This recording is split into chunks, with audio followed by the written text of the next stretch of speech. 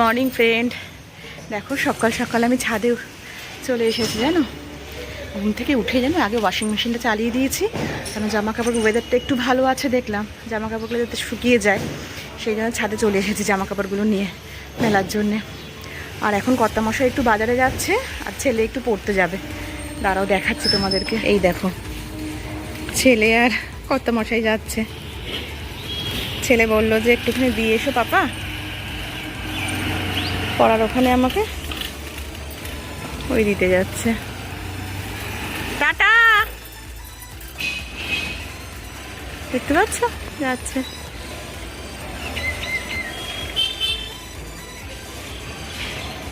আর দেখো এই যে বলেছি না মা যে গাছের পরিচর্যা করে, দেখো কি সুন্দর লেবুগুলো হয়েছে, বড় বড় হয়েছে।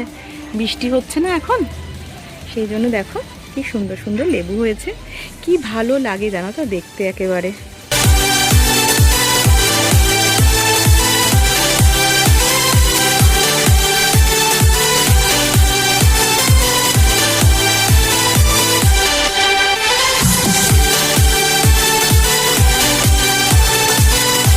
মিলছি জামা কাপড়গুলো, অনেকগুলো চাদর হয়েছিল জানো তো, অনেকগুলো চাদর হয়েছিল। আমি দেখলাম সব যদি না কেচে কেচে রোজ দিই না, তাহলে ঘরের মধ্যে মানে বৃষ্টি হচ্ছে তো মাঝে মাঝে এত বন্ধ হয়ে যায় ঘরের মধ্যে। ওই জন্য চাদর ওয়েদারটা দেখেই ওই জন্য চাদরটা মানে কেচে দিলাম।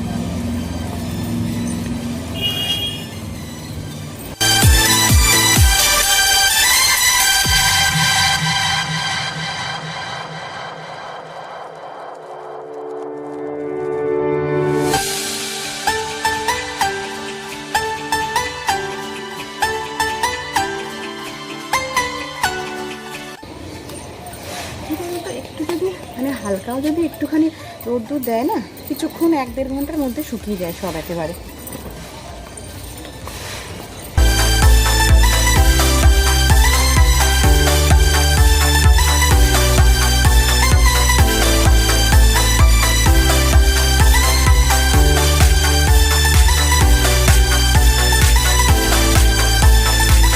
A few moments later. Hello বন্ধুরা, দেখতে পাচ্ছ আমি কোথায় যাচ্ছি এখন? একটু কলকাতায় যাবো জানো তো। অ্যাকচুয়ালি সোমবার দিন তো তোমার জন্মাষ্টমী, তো গোপালের জন্য কিছু কেনাকাটি করার আছে, ওগুলো করতেই যাচ্ছি। তো কর্তামশাই বললো যে অফিসের কাজে একটু বাইরে যাবে, সেই কাজটা মিটিয়ে তারপরে দুজনে একসাথে মিলে আমরা কলকাতায় যাবো একটু গোপালে কেনাকাটি করতে। দেখো হাঁপিয়ে যাচ্ছি, সিঁড়ির উপর দিয়ে উঠছি না, সেই জন্যে। দেখছো আমাকে, গরম আছে জানো তো, রোদ নেই ঠিক কথাই, মেঘলা, কিন্তু গরম আছে, বেশ ভালোই গরম আছে। এখনও ট্রেন দেয়নি জানো, অবশ্য কর্তামশাই আসছে, একই ট্রেনে উঠবো আমরা আর কি। দেখি কোন ট্রেনে ওঠে। চলো আজকে কলকাতায় গিয়ে কী কী মার্কেটিং করছি সব তোমাদেরকে দেখাবো, ঠিক আছে? নেমে গেছি ট্রেন থেকে, কর্তামশাইয়ের সাথে দেখা হয়ে গেছে। এবার একটু যাব হচ্ছে লঞ্চে করে ওই পারে, চলো যাই। এই যে কর্তামশাই, দেখো হাওড়া ব্রিজ,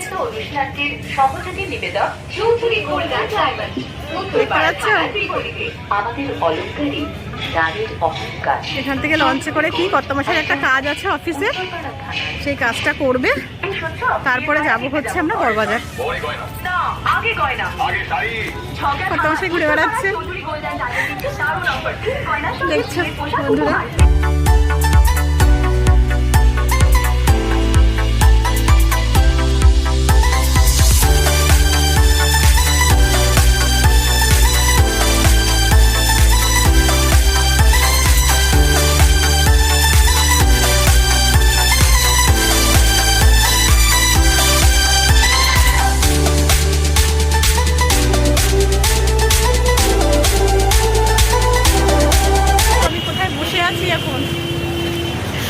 দাদা ছেলের জন্য ওয়েট করছি জানো তো, ও আসবে, ওরও একটু কিছু মানে শপিং করার আছে আর কি।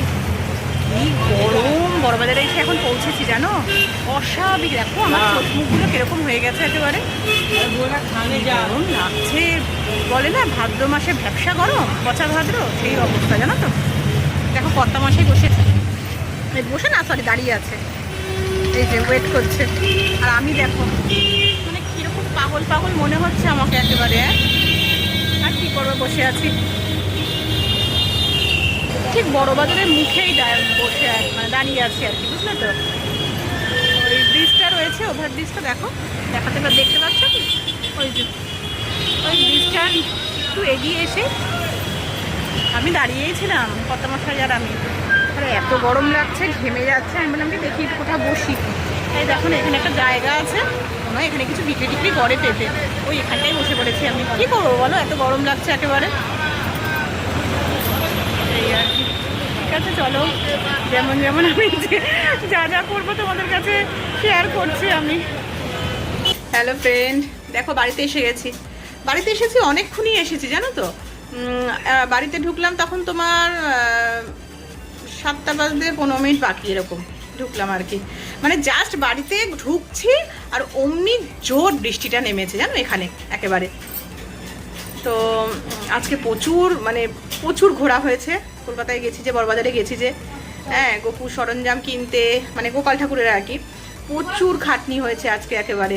আর যা গরম ছিল না, মানে জানি না কারা কারা আজকে বাইরে তোমরা ছিলে বা বেরিয়েছিলে, তাহলে বুঝতেই পারবে যে এত গরম ছিল জানো। যাই হোক, তবুও মানে গোপুর জিনিসপত্র সব কিনতে গেছি, কষ্ট করে সহ্য করে নিয়েছি। হ্যাঁ, তো বাড়িতে এসেছি, এসে বাড়িতে ঢুকেছি, তারপরে মানে খুব জোর বৃষ্টি নেমেছে একেবারে। তা বৃষ্টিটা যে একটু কমেছে, তারপরে আবার একটুখানি নেমেছিলাম। নেবে তোমার গোপুর দোলনা, গোপুর খাট এগুলো আনতে যাওয়ার জন্যে। তো ওগুলো সব নিয়ে আসলাম। আর কিছু জিনিস ছিল পুজোরই সরঞ্জাম সব, ওগুলো সব নিয়ে আসলাম আর কি। তারপরে এসে আমার শরীর আর চলছে না জানো, এত কষ্ট। আসলে কি বলতো, গরমটা এত লেগেছে তো, যার জন্য মানে শরীরটা যেন মনে যেন বেশি টায়ার্ড হয়ে গেছি একেবারে।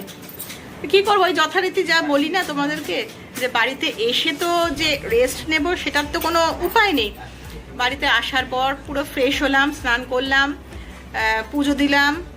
তারপরে ওদের রান্নাটা আমি না আজকে তোমার মানে রাতের জন্য করেই রেখে দিয়েছিলাম দুপুরেই, বুঝলে তো, কারণ জানি যে বেরোবো আর কি। হ্যাঁ, যার জন্য বলছি এসে সত্যি শরীর খুব টায়ার্ড থাকবে। শুধু রাত্রিবেলার জন্য আজকে চিলি চিকেন করেছিলাম। আর তোমার কর্তামশাই আর কি রাত্রিবেলা রুটিটা নিয়ে আসলো কিনে। আর আমি তো ওগুলো খাই না, রুটি চিলি চিকেন আমি খাইনি। আমি ভাত খেয়েছি, ভাত মাছের ঝোল দিয়ে। আর ছেলে মেয়ে আর কর্তামশাই খেলো আর কি। এই তো তোমাদেরকে আমি কালকে দেখাবো গোপুর জন্য কী কী কিনলাম। কালকের ব্লগে, কালকের ভিডিওতে তুমি দেখতে পারবে যে কী কী কিনলাম গোপুর জন্যে আমি। তো তোমরা ওয়েট করে থাকো। হ্যাঁ, তোমাদের কালকে আমি সমস্ত কিছু দেখাবো যে গোপুর জন্য কী কী আমি শপিং করলাম।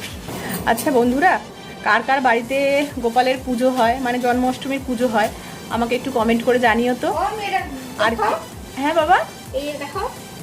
ও আচ্ছা আচ্ছা আচ্ছা, দাঁড়াও বন্ধুরা, আরেকটা জিনিস দেখাচ্ছি। এই দেখো, এইটা হচ্ছে একটা পাজল পেন্সিল বক্স।